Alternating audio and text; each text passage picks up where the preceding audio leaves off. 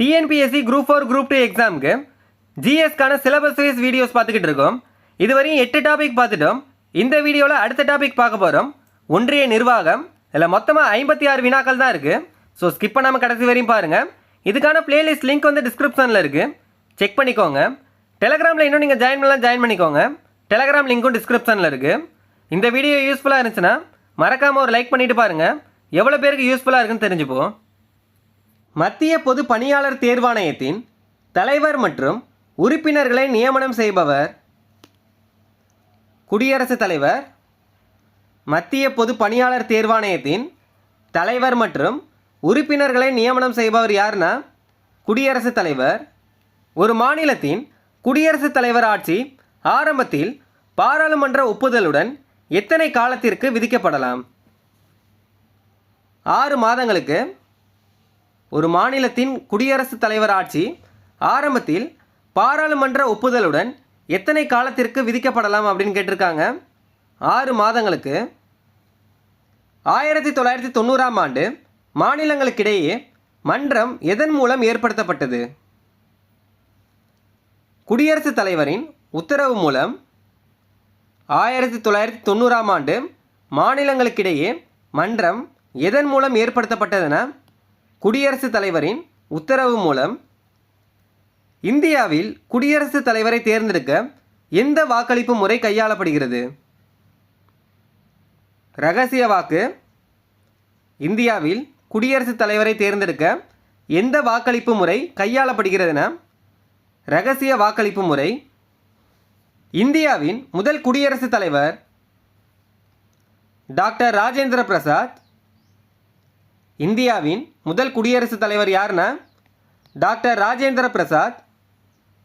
பிரதம மந்திரியை நியமிப்பவர் குடியரசுத் தலைவர். பிரதம மந்திரியை நியமிப்பவர் யாருன்னா குடியரசுத் தலைவர். இந்திய குடியரசுத் தலைவர் தன் ராஜினாமா கடிதத்தை யாரிடம் ஒப்படைக்க வேண்டும்? இந்திய துணை குடியரசுத் தலைவரிடம். இந்திய குடியரசுத் தலைவர் தன் ராஜினாமா கடிதத்தை யாரிடம் ஒப்படைக்க வேண்டும்னா இந்திய துணை குடியரசுத் தலைவரிடம். கீழ்கண்டவற்றுள் எது தவறான விடை அப்படின்னு கேட்டிருக்காங்க. 1. குடியரசுத் தலைவர் இந்தியாவின் குடிமகனாக இருக்க வேண்டும்.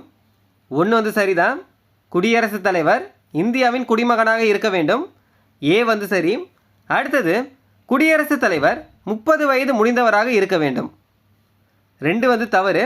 இல்லை, தவறான விடை எதுன்னு தான் கேட்டிருக்காங்க. பி தான் தவறானது. குடியரசுத் தலைவர் 30 வயது முடிந்தவராக இருக்க வேண்டும் அப்படின்னு சொல்லியிருக்காங்க. 30 வயது வராது, 35 வயது வரணும். குடியரசுத் தலைவர் வந்து 35 வயது முடிந்தவராக இருக்க வேண்டும். இல்லை, தவறான விடை வந்து பி தான். துணை குடியரசுத் தலைவர் பதவி பற்றி எந்த அரசியலமைப்பு சட்டப்பிரிவு கூறுகிறது? சட்டப்பிரிவு 63.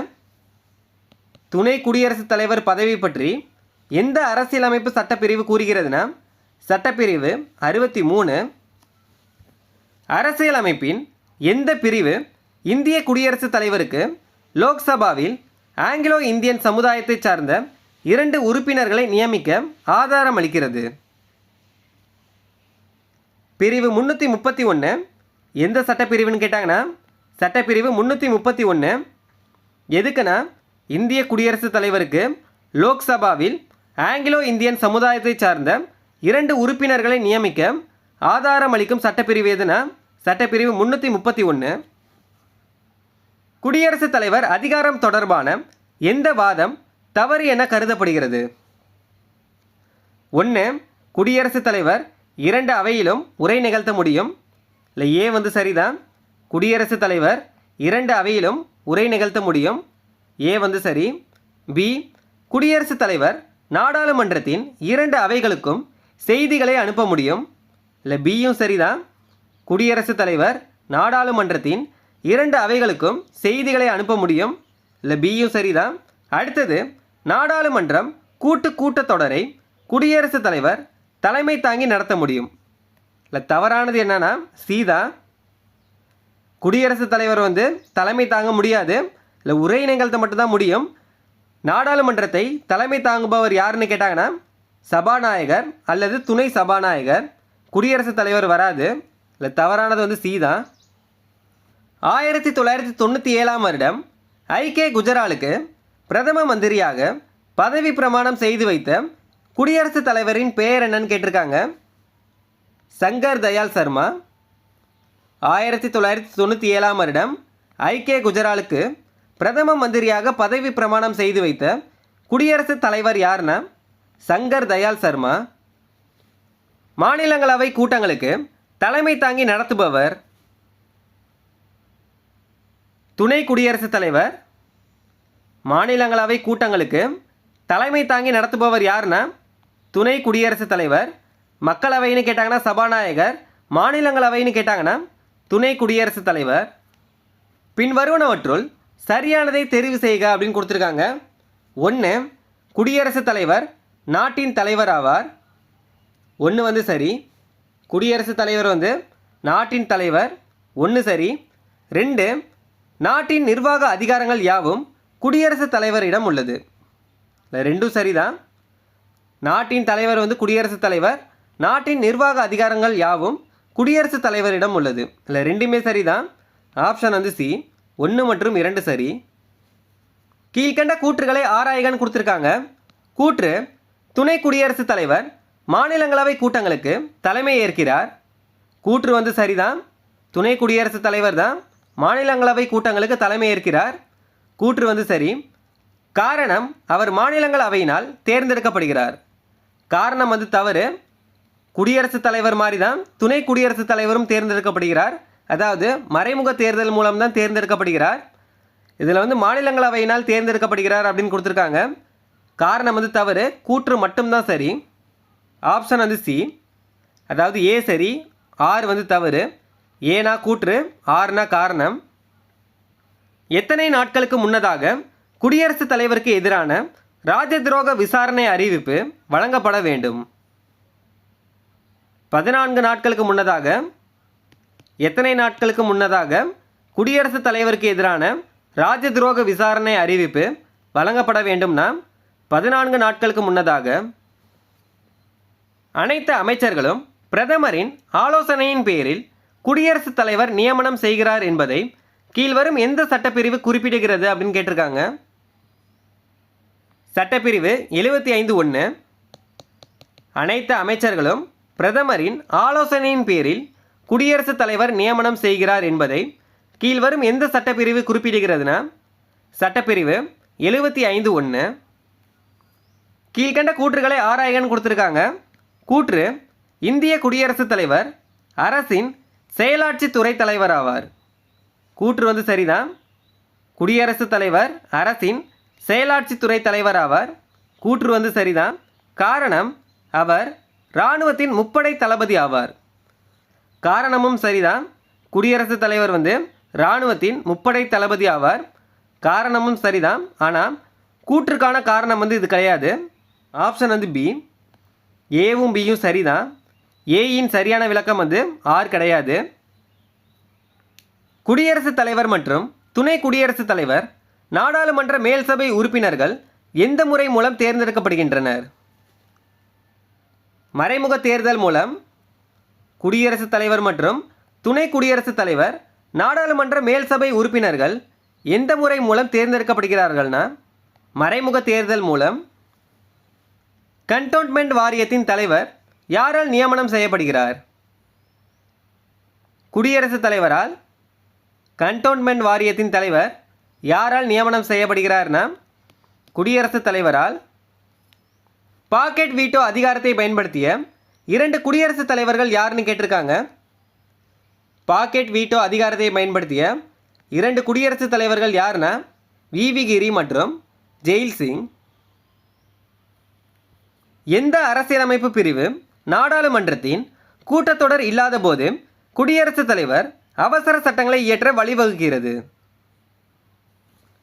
சட்டப்பிரிவு 123. எந்த அரசியலமைப்பு பிரிவு நாடாளுமன்றத்தின் கூட்டத்தொடர் இல்லாத போது குடியரசுத் தலைவர் அவசர சட்டங்களை இயற்ற வழிவகுக்கிறதுனா சட்டப்பிரிவு 123. பின்வரும் பொறுப்பாளர்களுள் யார் கீழவை மற்றும் மேலவையின் செயலகத்தை கட்டுப்படுத்தி தலைமையேற்று வழிநடத்தி செல்கின்றனர்? கீழவையின் சபாநாயகர் மற்றும் மேலவையின் தலைவர். பின்வரும் பொறுப்பாளர்களுள் யார் கீழவை மற்றும் மேலவையின் செயலகத்தை கட்டுப்படுத்தி தலைமையேற்று வழிநடத்தி செல்கின்றன அப்படின்னு கேட்டிருக்காங்க. கீழவையில் சபாநாயகர், மேலவையின் தலைவர். குடியரசுத் தலைவர் மற்றும் துணை குடியரசுத் தலைவர் பதவியிடங்கள் காலியாக இருக்கும்போது குடியரசுத் தலைவராக செயல்படுபவர் உச்சநீதிமன்ற தலைமை நீதிபதி. குடியரசுத் தலைவர் மற்றும் துணை குடியரசுத் தலைவர் பதவியிடங்கள் காலியாக இருக்கும்போது குடியரசுத் தலைவராக செயல்படுபவர் யாருன்னா உச்சநீதிமன்ற தலைமை நீதிபதி. சரியான விடையை தேர்ந்தெடுக்கன்னு கொடுத்துருக்காங்க. 1. நிதி மசோதா குடியரசுத் தலைவரின் பரிந்துரையின்றி நாடாளுமன்றத்தில் தாக்கல் செய்யப்படும். 1 தவறு. நிதி மசோதா குடியரசுத் தலைவரின் பரிந்துரையின்றி அப்படின்னு கொடுத்துருக்காங்க. பரிந்துரையின்றி நாடாளுமன்றத்தில் தாக்கல் செய்ய முடியாது. இல்லை 1 தவறு தான். 2. இந்திய நிதி ஆணையம் குடியரசுத் தலைவரால் நியமிக்கப்படுகிறது. 2 சரி. இந்திய நிதி ஆணையம் குடியரசுத் தலைவரால் நியமிக்கப்படுகிறது. இல்லை 2 மட்டும்தான் சரி. 1 தவறு. Option B. 2 மட்டும் சரி. இந்திய ஒன்றியத்தின் பாதுகாப்பு படைகளின் மீதான உயர்தனி ஆணைய அதிகாரம் யாரிடம் உற்று அமைந்திருக்கிறது அப்படின்னு கேட்டிருக்காங்க. குடியரசுத் தலைவரிடம். இந்திய ஒன்றியத்தின் பாதுகாப்பு படைகளின் மீதான உயர்தனி ஆணைய அதிகாரம் யாரிடம் உற்று அமைந்திருக்கிறது அப்படின்னு கேட்டிருக்காங்க. குடியரசுத் தலைவரிடம். கீழ்காணப்படும் வாக்கியங்கள் குடியரசுத் தலைவரின் தேர்தல் குறித்தது. இதில் எது தவறான வாக்கியம் என்று கண்டுபிடிக்கவும் அப்படின்னு கொடுத்துருக்காங்க. என்ன சொல்லியிருக்காங்கன்னா, கீழ்காணப்படும் வாக்கியங்கள் குடியரசுத் தலைவரின் தேர்தல் குறித்தது. இதில் எது தவறான வாக்கியம் அப்படின்னு கேட்டிருக்காங்க. 1. அவர் ஒரு இந்திய குடிமகனாக இருத்தல் வேண்டும். ஏ சரிதான். இந்திய குடிமகனாக இருத்தல் வேண்டும். ஏ சரிதான். 2. பாராளுமன்றத்தின் ஈரவைகளின் உறுப்பினர்களால் மட்டும் தேர்ந்தெடுக்கப்படுவார். இல்லை 2 தான் தவறானது. அதாவது பி தான் தவறானது. பாராளுமன்றத்தின் ஈரவைகளின் உறுப்பினர்களால் மட்டுமே தேர்ந்தெடுக்கப்படுவார் அப்படின்னு சொல்லியிருக்காங்க. 2 தவறு. மாநிலங்களவை மற்றும் மக்களவையால் தேர்ந்தெடுக்கப்பட்ட உறுப்பினர்கள், மாநில சட்டமன்ற உறுப்பினர்கள், தேசிய தலைநகர் டெல்லி மற்றும் புதுச்சேரி உறுப்பினர்களால் ஒரு மறைமுக தேர்தல் மூலம் தேர்தல் கல்லூரி மூலம் தேர்ந்தெடுக்கப்படுவார். இதுதான் சரியானது. இல்லை ஈரவைகளின் உறுப்பினர்களால் மட்டும் அப்படின்னு சொல்லியிருக்காங்க. இப்போ தவறான வாக்கியம் எதுனா பி தான் தவறானது. துணை குடியரசுத் தலைவர் குடியரசுத் தலைவராக செயல்பட்டு கொண்டு இருக்கும் பொழுது அவரை பதவி நீக்கம் செய்யும் முறை என்னன்னு கேட்டிருக்காங்க. குடியரசுத் தலைவரை பதவி நீக்கம் செய்ய நிர்ணயிக்கப்பட்ட அதே முறை. குடியரசுத் தலைவரை பதவி நீக்கம் செய்ய நிர்ணயிக்கப்பட்ட அதே முறை தான். இந்திய குடியரசுத் தலைவரின் தடுப்பாணை அதிகாரத்தில் உள்ளடங்கி இருப்பது என்னன்னு கேட்டிருக்காங்க. பாக்கெட் தடுப்பாணை, முழுமையான தடுப்பாணை, இடைநீக்க தடுப்பாணை. இது 3 தான். தகுதி வாய்ந்த தடுப்பாணை வராது. இந்திய குடியரசுத் தலைவரின் தடுப்பாணை அதிகாரத்தில் உள்ளடங்கி இருப்பது என்னன்னா பாக்கெட் தடுப்பாணை, முழுமையான தடுப்பாணை, இடைநீக்க தடுப்பாணை. இல்லை 3 தான் சரியானது. 1, 2, 3 தான் சரி. Option A. அடுத்தது பொறுத்துக்க கொடுத்துருக்காங்க. ராஜ்பவன், ஆளுநர் இல்லம், ராஷ்டிரபதி பவன், குடியரசுத் தலைவர் இல்லம், ராஜ துரோக விசாரணை, அரசியலமைப்பு மீறல், துணைநிலை ஆளுநர், யூனியன் பிரதேசங்கள்.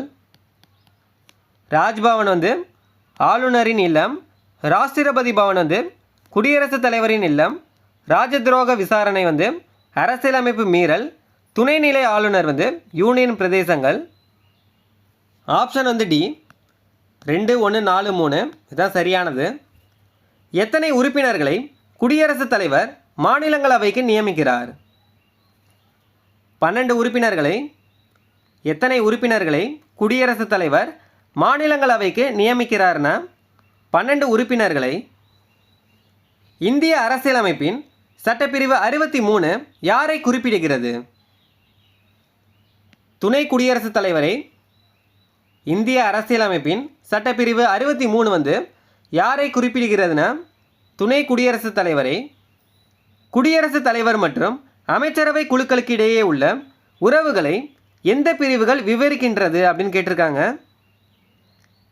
பிரிவு 74, 75 மற்றும் 78 குடியரசுத் தலைவர் மற்றும் அமைச்சரவை குழுக்களுக்கு இடையே உள்ள உறவுகளை எந்த பிரிவுகள் விவரிக்கின்றதுன்னா சட்டப்பிரிவு 74, 75 மற்றும் 78. இந்தியாவின் முதல் பெண் ஜனாதிபதி யாருன்னு கேட்டிருக்காங்க. திருமதி பிரதிபா தேவி சிங் பாட்டீல். இந்தியாவின் முதல் பெண் ஜனாதிபதி யாருன்னா திருமதி பிரதிபா தேவி சிங் பாட்டீல்.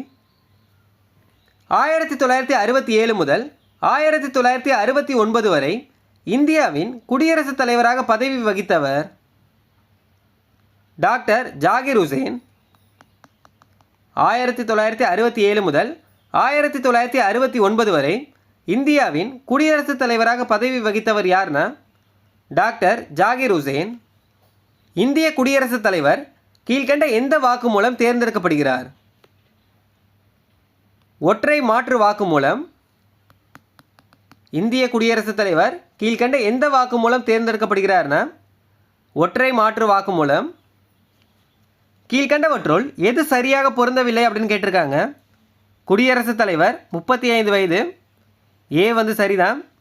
குடியரசுத் தலைவர் 35 வயது நிரம்பியவராக இருத்தல் வேண்டும். ஏ வந்து சரி. அடுத்தது துணை குடியரசுத் தலைவர் 30 வயது அப்படின்னு கொடுத்துருக்காங்க. பி வந்து தவறானது. துணை குடியரசுத் தலைவரும் 35 வயது நிரம்பியவராக இருத்தல் வேண்டும். இல்லை 30 வயதுன்னு கொடுத்துருக்காங்க. பி தான் சரியாக பொருந்தவில்லை. பிரதமரின் அறிவுரையின்படியே குடியரசுத் தலைவர் அனைத்து அமைச்சர்களும் நியமிக்கிறார் என பின்வரும் எந்த சட்டப்பிரிவு கூறுகிறது? சட்டப்பிரிவு 75(1). பிரதமரின் அறிவுரையின்படியே குடியரசுத் தலைவர் அனைத்து அமைச்சர்களும் நியமிக்கிறார் என பின்வரும் எந்த சட்டப்பிரிவு கூறுகிறதுனா சட்டப்பிரிவு 75(1). இந்திய ஜனாதிபதியை தேர்ந்தெடுக்கும் அமைப்பு தேர்வர் குழு. இந்திய குடியரசுத் தலைவரை தேர்ந்தெடுக்கும் அமைப்பு எதுனா தேர்வர் குழு. கீழ்கண்டவர்களில் இந்திய துணை குடியரசுத் தலைவர்களாக பதவி வகித்தவர்கள் யாருன்னு கேட்டிருக்காங்க. முகமது ஹிதயதுல்லா, சங்கர் தயாள் சர்மா. இவங்க 2 பேரும் தான் இந்திய துணை குடியரசுத் தலைவர்களாக பதவி வகித்தவர்கள் யாருன்னா முகமது ஹிதயதுல்லா, சங்கர் தயாள் சர்மா. ஆப்ஷன் பி 1 மற்றும் 4 சரி. முகமது ஹிதயதுல்லா உச்சநீதிமன்ற தலைமை நீதிபதியாக இருந்தவர். பின்வரும் தகுதிப்பாடுகள் இந்திய குடியரசுத் தலைவராக தேர்ந்தெடுக்கப்படுவதற்கு தேவையில்லாதது எதுன்னு கேட்டிருக்காங்க. அதாவது பின்வரும் தகுதிப்பாடுகள் இந்திய குடியரசுத் தலைவராக தேர்ந்தெடுக்கப்படுவதற்கு தேவையில்லாதது எதுன்னு தான் கேட்டிருக்காங்க. பிறப்பின் அடிப்படையில் இந்திய குடிமகனாக இருக்க வேண்டும். இல்லை ஏவே தவறு தான். பிறப்பின் அடிப்படையில் இந்திய குடிமகனாக இருக்க வேண்டிய அவசியம் இல்லை. இந்திய குடிமகனாக இருந்தால் மட்டும் போதும். இல்லை ஏவே தவறு தான். பி என்ன கொடுத்துருக்காங்கன்னா 35 வயது முடிந்தவராக இருக்க வேண்டும். பி சரிதான். மக்களவையில் ஒரு உறுப்பினராக தேர்ந்தெடுக்கப்படுவதற்கான தகுதிப்பாடு உடையவராக இருக்க வேண்டும். சியும் சரிதான். இந்திய அரசாங்கத்தின் ஊதிய பதவி எதையும் வகிப்பவராக இருக்கக்கூடாது. இல்லை டியும் சரிதான். இல்லை தவறானது ஏ தான் தவறானது. பாராளுமன்றத்தில் பண மசோதாவை அறிமுகப்படுத்த யாருடைய முன் அனுமதி தேவைப்படுகிறது? குடியரசுத் தலைவரின் முன் அனுமதி. பாராளுமன்றத்தில் பண மசோதாவை அறிமுகப்படுத்த யாருடைய முன் அனுமதி தேவைப்படுகிறதுனா குடியரசுத் தலைவரின் முன் அனுமதி. குடியரசு மட்டுமே அனைத்து மனிதர்களுக்கான சம வாய்ப்பையும் சமமில்லா திறன் படைத்தவர்களுக்கு வளர்ச்சியை அளிக்க முடியும் என கூறியவர் யாருன்னு கேட்டிருக்காங்க. டாக்டர் ராதாகிருஷ்ணன். குடியரசு மட்டுமே அனைத்து மனிதர்களுக்கான சம வாய்ப்பையும் சமமில்லா திறன் படைத்தவர்களுக்கு வளர்ச்சியை அளிக்க முடியும் என கூறியவர் யாருன்னா டாக்டர் ராதாகிருஷ்ணன். இந்திய குடியரசுத் தலைவர் மறைமுக தேர்வாளர் குழு மூலம் தேர்ந்தெடுக்கின்றோம். தேர்வாளர் குழுவில் பின்வரும் எந்த உறுப்பினர்கள் கலந்து கொள்வதில்லை அப்படின்னு கேட்டிருக்காங்க. தேர்ந்தெடுக்கப்பட்ட மக்களவை உறுப்பினர்கள், இது சரிதான். தேர்ந்தெடுக்கப்பட்ட மாநிலங்களவை உறுப்பினர்கள், இதுவும் சரிதான். தேர்ந்தெடுக்கப்பட்ட யூனியன் பிரதேச சட்டப்பேரவை உறுப்பினர்கள், இல்லை இதுதான் தவறானது. இந்த உறுப்பினர்கள் தான் கலந்து கொள்வதில்லை. தேர்ந்தெடுக்கப்பட்ட மாநில சட்டப்பேரவை உறுப்பினர்கள், இதுவும் சரிதான். இல்லை கலந்து கொள்ளாதவர்கள் யாருன்னு தான் கேட்டிருக்காங்க. தேர்ந்தெடுக்கப்பட்ட யூனியன் பிரதேச சட்டப்பேரவை உறுப்பினர்கள். இதுதான் சரியானது. யூனியன் பிரதேசங்களை குடியரசுத் தலைவர் கீழ்வரும் எந்த அமைச்சகத்தின் மூலம் நிர்வகிக்கிறார்? உள்துறை அமைச்சகத்தின் மூலம் யூனியன் பிரதேசங்களை குடியரசுத் தலைவர் கீழ்வரும் எந்த அமைச்சகத்தின் மூலம் நிர்வகிக்கிறார்னா உள்துறை அமைச்சகத்தின் மூலம். அரசியலமைப்பு சட்டத்தின் சட்டப்பிரிவு 72 கீழான மன்னிக்கும் அதிகாரத்தை குடியரசுத் தலைவர் கீழ்கண்ட எந்த சூழ்நிலையில் பயன்படுத்தலாம் அப்படின்னு கேட்டிருக்காங்க. அரசியலமைப்பு சட்டத்தின் சட்டப்பிரிவு 72 கீழான மன்னிக்கும் அதிகாரத்தை குடியரசுத் தலைவர் கீழ்கண்ட எந்த சூழ்நிலையில் பயன்படுத்தலாம் அப்படின்னு கேட்டிருக்காங்க. வழக்கின் விசாரணை குற்றவாளி என தீர்மானித்தல் மற்றும் தண்டனை கொடுக்கப்பட்ட பின்னர். இல்லை, இதுதான் சரியானது. எப்போ பயன்படுத்தலாம்னா வழக்கின் விசாரணை குற்றவாளி என தீர்மானித்தல் மற்றும் தண்டனை கொடுக்கப்பட்ட பின்னர். இந்தியாவில் அரசின் தலைவர் யாருன்னு கேட்டிருக்காங்க. இந்தியாவில் அரசின் தலைவர் யாருன்னா குடியரசுத் தலைவர். ஆப்ஷனில் கொடுக்கவே இல்லை, மேற்கூறிய எதுவும் இல்லை. இதுதான் சரியானது. அரசின் தலைவர் யாருன்னு கேட்டாங்கன்னா குடியரசுத் தலைவர். அரசாங்கத்தின் தலைவர் கேட்டாங்கன்னா பிரதமர். மாநில அரசின் தலைவர் யாருன்னு கேட்டாங்கன்னா முதல்வர். மாநில நிர்வாக தலைவர் யாருன்னு கேட்டாங்கன்னா ஆளுநர். பிரதம மந்திரி குடியரசுத் தலைவரால் நியமிக்கப்படுகிறார் மற்றும் இதர அமைச்சர்கள் பிரதம மந்திரியின் ஆலோசனையின்படி குடியரசுத் தலைவரால் நியமிக்கப்படுகிறார். இது கீழ்காணும் எந்த பிரிவின் அடிப்படை அப்படின்னு கேட்டிருக்காங்க. சட்டப்பிரிவு 75(1). பிரதம மந்திரி குடியரசுத் தலைவரால் நியமிக்கப்படுகிறார் மற்றும் இதர அமைச்சர்கள் பிரதம மந்திரியின் ஆலோசனையின்படி குடியரசுத் தலைவரால் நியமிக்கப்படுகிறார். இது எந்த சட்டப்பிரிவுன்னு கேட்டிருக்காங்க. சட்டப்பிரிவு 75(1). இந்திய குடியரசுத் தலைவர் ராஜ்யசபைக்கு எத்தனை உறுப்பினர்களை நியமனம் செய்கிறார்? 12 உறுப்பினர்களை. குடியரசுத் தலைவர் ராஜ்யசபைக்கு எத்தனை உறுப்பினர்களை நியமனம் செய்கிறார்னா 12 உறுப்பினர்களை. குடியரசுத் தலைவர் பற்றிய பட்டியல் 1ஐ பட்டியல் 2உடன் பொறுத்துக அப்படின்னு கொடுத்துருக்காங்க. பட்டியல் 1ல் சட்டப்பிரிவுகள் கொடுத்துருக்காங்க. பட்டியல் 2ல் அதுக்கான விளக்கங்கள் கொடுத்துருக்காங்க. சட்டப்பிரிவு 53 மத்திய அரசின் இந்தியாவின் நிர்வாக அதிகாரம். சட்டப்பிரிவு 53 மத்திய அரசின் இந்தியாவின் நிர்வாக அதிகாரம். சட்டப்பிரிவு 352 தேசிய அவசர நிலை. சட்டப்பிரிவு 76 இந்திய தலைமை வழக்கறிஞர் நியமனம் குடியரசுத் தலைவரிடம் உள்ளது. சட்டப்பிரிவு 75 பிரதமர் நியமனம். சட்டப்பிரிவு 53 மத்திய அரசின் இந்தியாவின் நிர்வாக அதிகாரம். சட்டப்பிரிவு 352 தேசிய அவசர நிலை. சட்டப்பிரிவு 76 இந்திய தலைமை வழக்கறிஞர் நியமனம் குடியரசுத் தலைவரிடம் உள்ளது. சட்டப்பிரிவு 75 பிரதமர் நியமனம். ஆப்ஷன் பி 3, 1, 4, 2 தான் சரியானது. இந்திய குடியரசுத் தலைவர் எதன் மீது ரத்து செய்கின்ற அதிகாரத்தை கொண்டிருக்கிறார் அப்படின்னு கேட்டிருக்காங்க. சாதாரண மசோதா மீது, மாநில சட்ட மசோதா மீது. இது ரெண்டும் தான்.